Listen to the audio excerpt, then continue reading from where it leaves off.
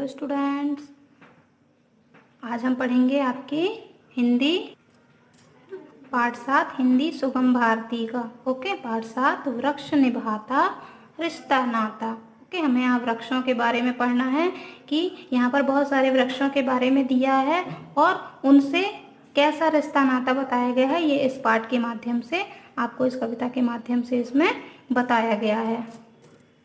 यह एक वृक्ष की जितने भी बहुत सारे वृक्षों के बारे में इसमें बताया गया है कविता के माध्यम से। इस कविता को लिखा है अजहर हाशमी जी ने। ओके, इसमें ऐसे वृक्षों के बारे में बताया गया है जो औषधीय रूप से भी हमारे काम आते हैं और वृक्षों से जो जो लाभ हैं वह भी इसमें बताया गया है। ओके, चलिए हम इसे पढ़ते हैं। वृक्षों के माध्यम से किस प्रकार का रिश्ता नाता बताया गया है। ओके, देखिए, पीपल पावन पिता सरीखा, है ना। सरीखा मीन्स समान। जो पीपल है वह किसके समान है?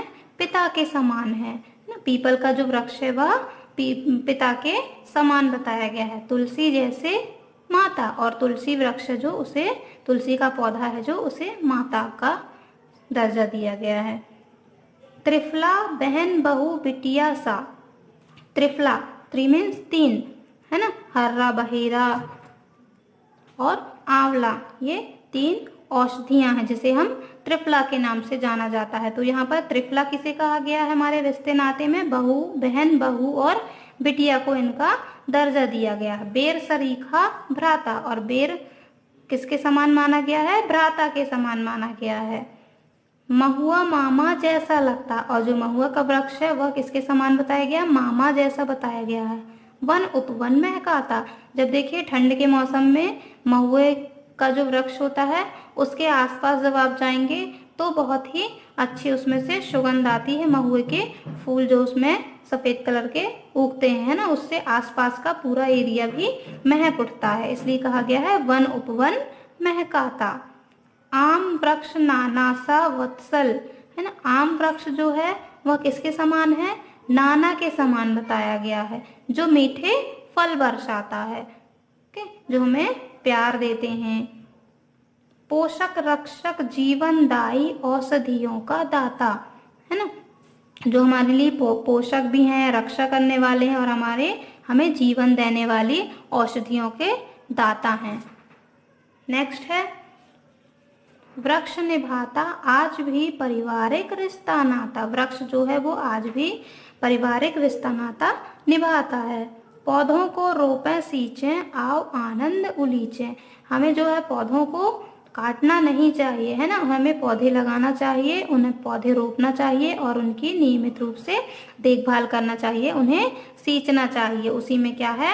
आनंद है ना। उससे हम आनंद उठा सकते हैं। नेक्स्ट है, देवदार दादाजी जैसा इमली जैसी दादी।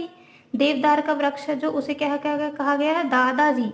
मतलब क्यों कहा गया है दादाजी? क्योंकि देवदार का वृक्ष जो वह बहुत ही पुराने हैं, इसलिए उसे दादा के समान माना गया, दादा जैसा माना गया। और इमली जैसे दादी, और इमली वृक्ष को जो इमली के पेड़ को दादी बताया गया है। खिरनी नानी सी है मीठी निर्मल सीधी सादी, और खिरनी एक प्रकार का फल होता है, खिरनी जो बहुत ही मीठा होता है, उसे नानी बताया गया। खिरनी के वृक्ष को नानी के समान बताया गया है ना, जो बहुत ही मीठी निर्मल और सीधी साधी है ना। जो खिरनी का पौधा है उसका फल जो होते हैं वो बहुत ही मीठे होते हैं, निर्मल होते हैं, इसलिए नानी को उसके समान बताया गया है। बरगद है परदादा जैसा जटाजूट सन्यासी। बरगद का पेड़ देखा है ना आपने?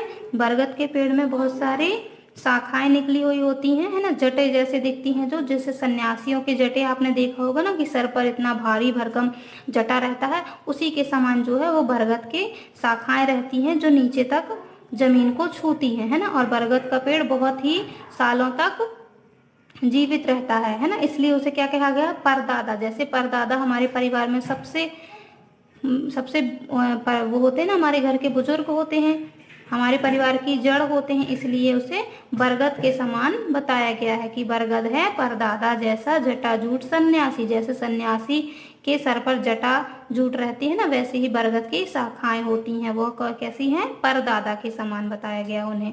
फिर नेक्स्ट है गुलमोहर चाचा सा जिसकी रंगत हरे उदासी। गुलमोहर का जो पेड़ है उसे चाचा के समान बताया गया ना, जिसकी रंगत हरे उदासी, जो सभी की उदासी को हर लेते हैं। नीम ननद नंदोई सा लेकिन रोगों का त्राता। नीम आपको पता है ना बहुत ही कड़वा होता है। ननद नंदोई सा, ननद जैसे आपकी बुआ है ना, पति की बहन, नंदोई जैसे फूफा जी आपके, बस वैसे ही उनको नीम के समान बताया गया है ना, नीम के समान कड़वा बताया गया है।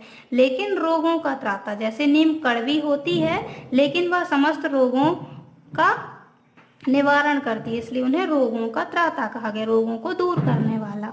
वृक्ष निभाता, आज भी पारिवारिक रिश्ता नाता, जो वृक्ष है आज भी हमसे, मनुष्यों से अपना रिश्ता नाता निभा रहा है। पौधों को रोपें सींचें आओ आनंद उलीचें, है ना, पौधों को हमें लगाना चाहिए, सींचना चाहिए, उनकी देखभाल करना चाहिए और उसी से हमें आनंद उठाना चाहिए।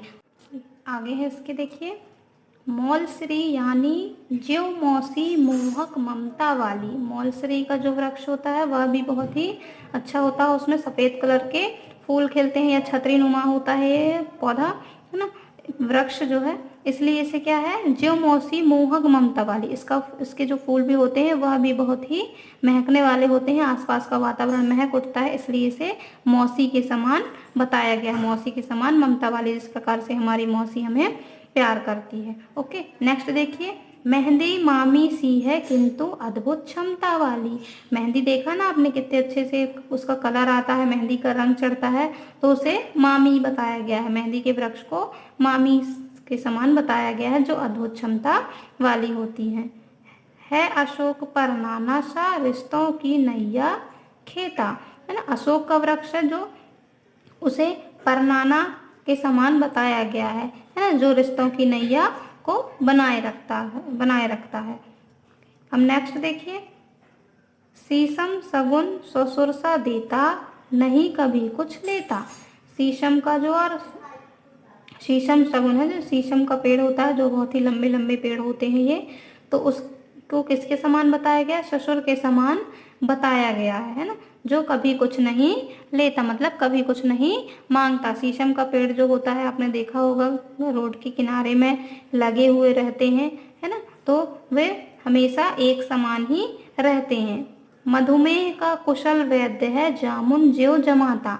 मधुमेह है ना, जो शुगर, पता होगा आपको, डायबिटीज की बीमारी, उसके लिए जो जामुन का वृक्ष है वह बहुत ही वैद्य के समान है ना, उसके लिए बहुत ही औषधि है वो, इसलिए मधुमेह का कुशल वैद्य है जामुन ज्यो जमाता, इसलिए जामुन के वृक्ष को मधुमेह का कुशल वैद्य बताया गया है ना, और उसे जमाता, जमाता मीन्स जमाई बताया गया है। वृक्ष निभाता, आज भी पारिवारिक रिश्ता नाता, पौधों को रोपें सींचें आओ आनंद उलीचें, है ना, जो वृक्ष हैं आज भी हमारे साथ अपना रिश्ता नाता बनाए रखे हुए हैं, और हमारा रिश्ता नाता भी वृक्षों से बना हुआ है, वृक्षों के बिना हमारा जीवन भी अधूरा है, इसलिए हमें वृक्षों को लगाना चाहिए, उनकी नियमित रूप से देखभाल करनी चाहिए, और उसी में हमारा आनंद है, उसी में हमारा कल्याण है। ओके स्टूडेंट, सुनाओ आप ये पोयम को अच्छे से एक बार फिर से रिवाइज करेंगे, और इसके वृक्षों के जो औषधीय गुण है उसे आप अच्छे से याद रखेंगे। Okay students, bye bye, good day.